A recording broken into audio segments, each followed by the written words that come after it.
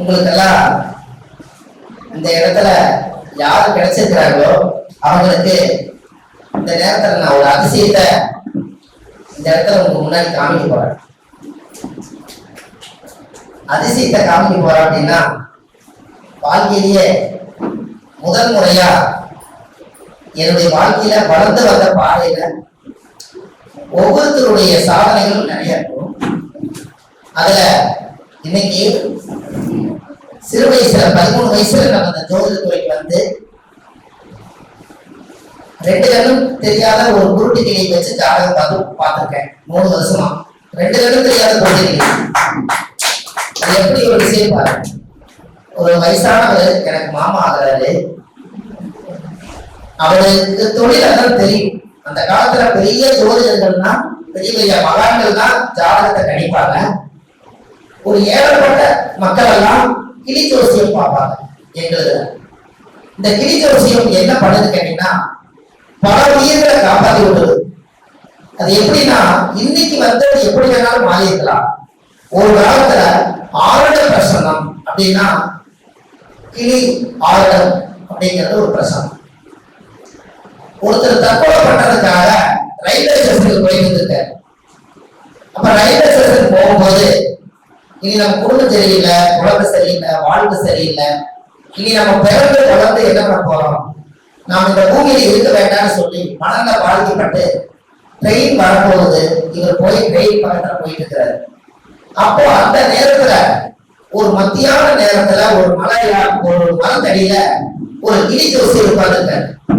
இவருக்கு என்ன எண்ணம் தோணுதுன்னா, நம்ம சாக போறோம், போறதுக்கு முன்னாடி இந்த கிளி ஜோசியத்தை பாஸ்டர் கிட்ட என்ன அப்படின்னு அந்த கிளி ஜோசியத்துக்கு அவர் ஏதோ ஒரு பிரச்சனை வச்சு அந்த கிளி ஜோசியத்தை பாக்குறாரு.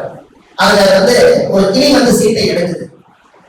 அந்த சீட்டை எடுக்கும் போது பகச்ச குடும்பமெல்லாம் வந்து சேர்ந்து ராமர் வனதேசம் போயிட்டு வந்து பட்டாபிஷேகம் பண்ண ஒரு சீட்டு ஒன்று அதுல சாமி படம் வருது.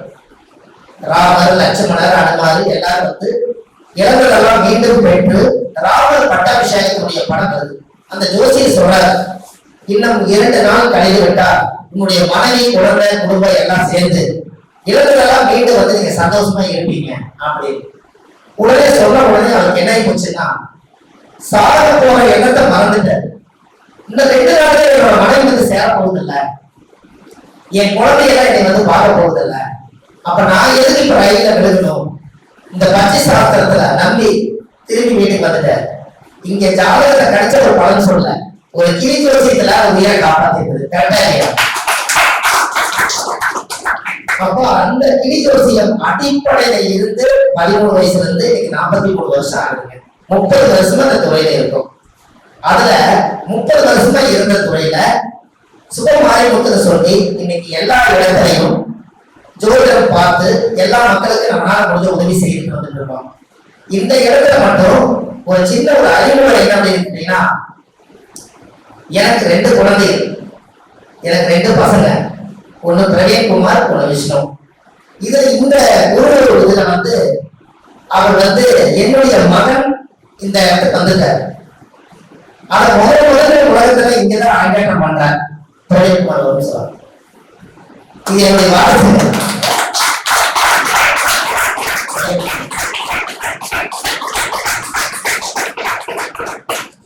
இவரு என்னுடைய வாரசு, மூத்த பையன். இன்னொருத்தர் வந்து இளைய பையன் இருக்கார். அவர் ஒரு பிசினஸ் படிக்கிறாரு. இவர் வந்து டைரக்டர் ஆகணும், எடிட்டிங் பண்ணணும், கேமரா எடுக்கணும் அப்படின்னு சொல்லி அவர் அதில் போய் சேர்ந்துட்டார். அப்பாவுக்கு உதவியா இருக்காரு, உதவியா இருக்காரு. இது என்ன ஒரு விஷயம் கேட்டீங்கன்னா, நான் இந்த இடத்துல உட்கார்ந்து ஜாதகம் தந்து பார்த்து மக்களுக்கு பரிகாரமா சொல்லக்கூடியத இந்த வயசுல என் மகன் முன்னாடி உட்கார்ந்து பாக்குறாரு இல்லைங்களா, அது எனக்கு கிடைச்ச வெற்றி. நாளைக்கு ஜோதிடத்துல என்னால முடியலைன்னா, எங்க அப்பா வந்து எப்படி எல்லாம் ஜாதகம் பார்த்து எத்தனை பேருக்கு நல்ல விஷயத்த சொன்னாரு, அதை நம்ம காப்பாற்றுகிற எண்ணம் அவர் வருவதா, அதுக்காகவே ஆண்டுகளை வளர செய்கிறார். சனிக்கிழமை ஞாயிற்றுக்கிழமை லீவு, அதனால காலையில 6 மணிக்கு நான் குளிக்கிட்டு இருக்கிற கேமரா எடுத்துட்டு இங்க வந்து குருவுக்கு வணக்கம் சொல்லி அவர் காலையிலிருந்து இங்க எடுத்துருக்காரு. அந்த கூட்டத்திலே சொல்லாட்டு இருந்தேன். சரி, அது ஒரு வாய்ப்பு, இப்படி ஒரு வாய்ப்பு கிடைச்சதுனால இன்னைக்கு அவர் குருவோட ஆசீர்வாதத்தால என்னுடைய மகனை வந்து இன்னைக்கு வாரிசு பிரவீன்குமார் அவர்களுக்கு அறிமுகப்படுத்தி வச்சுட்டேன். ஏன்னு கேட்டீங்கன்னா என்னுடைய புண்ணியம் எல்லாம் அந்த குழந்தையோட ஜாதகத்தை நான் பார்த்தேன். எனக்கு ஒரு போட்டோ அனுப்புனாரு. என்ன அனுப்புனாருன்னா, ஒரு 25-30 நாளைக்கு முன்னாடி ஒருத்தர் ஒரு பர்ஸ்ல ஒரிஜினல் ஐடி, பேன் கார்டு, பணம் கொஞ்சம் என்னென்னமோ பொருள் எல்லாம் வச்சு ஒரு சிகரெட்ல ஏதோ பின்னாடி பாக்கெட்ல வச்சு கீழே போட்டாரு. அவர் கீழே போட்டு போயிட்டாரு. இவர் பின்னாடியே போயிட்டாரு. இவருக்கு கிடைச்சிருக்குது. எண்ணம் என்னன்னா, யாரோ ஒருத்தர் கஷ்டப்பட்டு இவரோட purse, ID, original passbook, password எல்லாமே இருக்குது, எவ்வளவு தத்தளிப்பாருன்னு சொல்லி அவர் போய் போலீஸ் ஸ்டேஷன் கொண்டு போய் ஐயா கீழே கடத்திட்டு கொண்டு போய் கொடுத்தாரு. அப்புறம் அந்த கூட்டு கேட்க எனக்கு தாலுகா ஆபீசர் கொண்டு போய் கொடுங்கன்னு சொல்லலாம். அப்ப இவர் தாலுகா ஆபீசர் போய் அப்படியே கொடுத்துட்டாரு. அப்புறம் அந்த நம்பர் எல்லாம் போட்டு பார்த்து அந்த நம்பரை முடிச்சு அவரை கூப்பிட்டு கேட்டா கரெக்டா அவர் இறந்தவருக்கு மீண்டும் இவர் மூலியத்துல அவருக்கு அது கரெக்டா போலீஸ் கூப்பிட்டு இவர் தான் உங்களோட பர்சலை எடுத்து வச்சிருந்தாரு, சரியா இருக்குதான்னு பாருங்க அப்படின்னு பார்க்கும்போது சரியா இருக்குது. அப்ப அவர் போலீஸ்காரருக்கு முன்னாடி ஒரு இன்ஸ்பெக்டர் நினைக்கிறார்.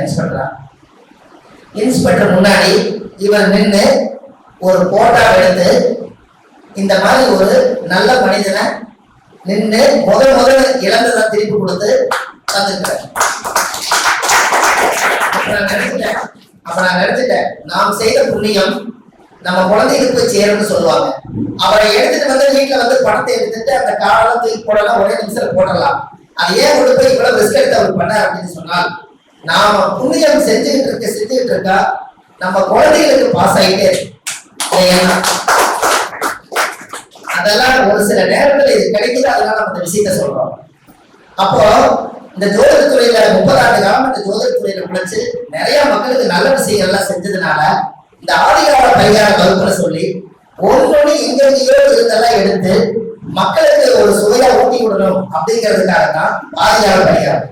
இப்போ பாருங்க, அரிசா இருந்தாரு இல்லையப்போ அரிசா இருந்தாரு. என்ன சொல்றாங்கன்னா, இப்ப அவங்க மேல சொல்லிட்டு இருந்தார், என் பிள்ளைக்கு கல்யாணம் நடக்கலையே நீங்க கவலைப்பட்டிருந்தீங்கன்னா, யாரோ ஒருத்தருக்கு கல்யாணம் ஆனா அந்த ஊருக்குள்ள பத்திரிக்கை வைக்கிறதுக்கு வீடுகள்லாம் தெரியாதுங்க, உறவினை எல்லாம் எல்லாரும் இருப்பாங்க, உறவினை வீடெல்லாம் தெரியாது, எனக்கு கொஞ்சம் காமிங்க அப்படின்னு சொன்னா, உங்க வீட்டுல கல்யாணம் நடக்க மாட்டேங்குதுன்னு நீங்க நினைச்சிருந்தீங்கன்னா அவங்களோட போய் அந்த ஊருக்குள்ள பத்திரிக்கை வைக்கிறதுக்கு அவங்களோட கூட ஒரு நாள் கூட போயிட்டு வாங்க. கூட போயிட்டு வந்தீங்கன்னா எல்லா வீட்லயும் போய் பத்திரிக்கை வச்சு தண்ணி குடிச்சிட்டு டீ சாப்பிட்டு வருவாங்க. அப்ப இந்த கல்யாண ஆளாளர்கள் கூட போனாங்கன்னா இந்த பக்கம் நிக்கிறவங்க பத்திரிக்கை கொடுக்கும்போது என்ன சொல்லுவாங்கன்னா, நம்ம வீட்டு கல்யாணம் நேரத்திலே வந்திருக்குன்னு சொல்லுவாங்க. அப்ப இவங்களும் நம்ம வீட்டு கல்யாணம் ஆயிடுவாங்க. இவங்களையும் கூட வச்சுக்கலாம். அவங்க சொல்றது நம்ம வீட்டு கல்யாணம் எல்லாம் குடும்பத்தோடு பாருங்க. அப்ப இந்த கூட போனாங்கன்னா இவங்களுடைய யோகா இவங்களுக்கு வேலை செய்யும். பூவோட சேர்த்து 4 மடங்குங்கிற மாதிரி ஒரு எளிமையான பரிகாரம் இதெல்லாம். அப்போ அந்த கல்யாணம் ஆகாம யாரெல்லாம் இருக்காங்களோ அவங்கள வந்து அவங்களுடைய குடும்பம் அந்த திருமணத்துக்கு கூட போகணும், திருமணத்துக்கு உழைச்சு கொடுக்கணும். அப்பதான் அந்த ஜாதகத்தில் இருக்கக்கூடிய சுக்கரனுடைய தோஷம் பற்றியும். அப்போ ஒருத்தருடைய ஜாதகத்துல ஒரு கல்யாணம் நடக்கிறதுக்கு எந்த கிரகம் தாமதமா இருக்குன்னு சொல்லுங்கப்பா.